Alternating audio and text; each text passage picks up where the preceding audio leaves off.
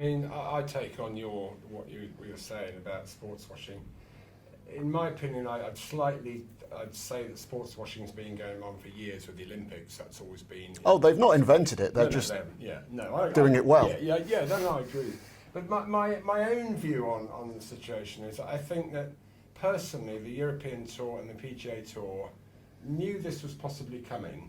And of whether it's sports washing, wherever the money's coming from, what I'm talking about now is where really is the European Tour going. I mean, I played on the European Tour, and when I was playing, and certainly when I could vaguely play the game in the mid-90s, there was nearly parity between the two tours when the exchange rates were pretty similar, etc.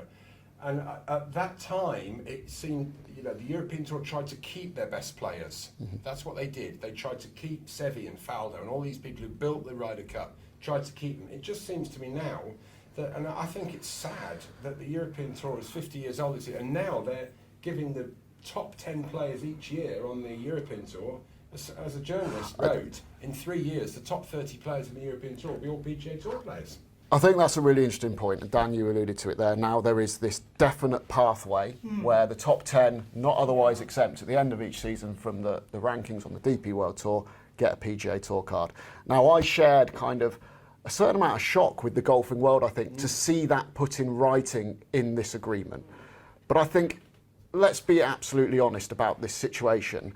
That is just making something official that has existed for 10 or 15 years. It has always been, it's never been a stepping stone or a platform in writing officially, but we've all known for the last 10 or 15 years that's the way it was going. Now from the DP World Tour point of view, look, I'm a far bigger supporter of the DP World Tour than the PGA Tour, just because, I'm from the UK, I'm European, it's my home tour, I love it, I know a lot of the players that are on it now, I work on it. But we can say the DP World Tour is level with the PGA Tour and try and fight that until we're blue in the face. But sometimes you just have to deal with the reality of a situation and the economic reality of the world that we live in. And right now, the DP World Tour knows that that's the place it is, and in order to secure its future, which we all want there to be a healthy and buoyant DP World Tour, that was probably the best way to secure its future, and the future, importantly, for its members. I would possibly agree with you. I think that there was a long pause before you were deciding which way you were going on that. I find it hard. I totally agree with you. I mean, the best players, the players that we look after, they want to go and play on the PGA Tour. Certainly 2 years ago, that was what they wanted to do, go and play on the PGA Tour. I find it hard that Keith Pelly sits there and says we're not a feeder tour to the PGA Tour. I mean, when he sits there, we're not a feeder tour to the PGA Tour. I mean, give us all a break.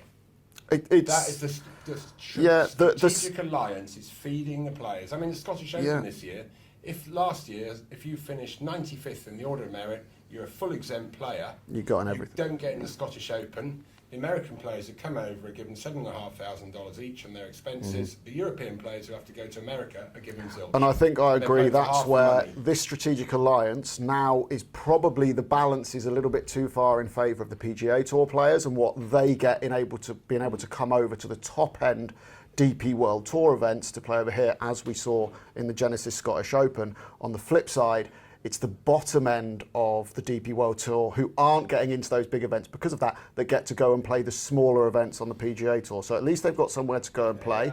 I think I would personally like to see that strategic alliance balanced up in some way, and I'd like to see greater benefits for DP World Tour members. But again, the power and the money in that relationship is coming from the PGA Tour, and they're always going to dictate that. But we have to be, and the Tour and Keith Pelly, you would like to think, have to be strong in negotiating, getting the best possible terms for the members and the players. No, that's what he says he's trying to do. Yeah. And you've got to believe that that's what he's trying to do. But I find it at the moment it seems like they're going to possibly cherry pick the best events. I know they brought Genesis in to sponsor it and that. So, but I find it, I just can't understand why the people who run the PGA Tour have run professional golf now, let's be honest, for a long time, and the European Tour have been behind them doing one. And I find it a bit odd that, at the Players' Championship in May, the powers that be, Jay Monahan, said, you know, we've moved on from LIV, it's not going to happen. Well, and Pelly was with him. And if you're running a big multinational corporation and your competitors and you totally misjudge the situation, surely you've got to stand up and be counted for and say, I've made a big mistake here. Yeah, I mean, they have made, in my opinion, I mean, I know you might... In my opinion, they've clearly made an error of judgment. I think they've definitely misjudged. They didn't see this coming. And they probably misjudged the investment that's going in. Yeah.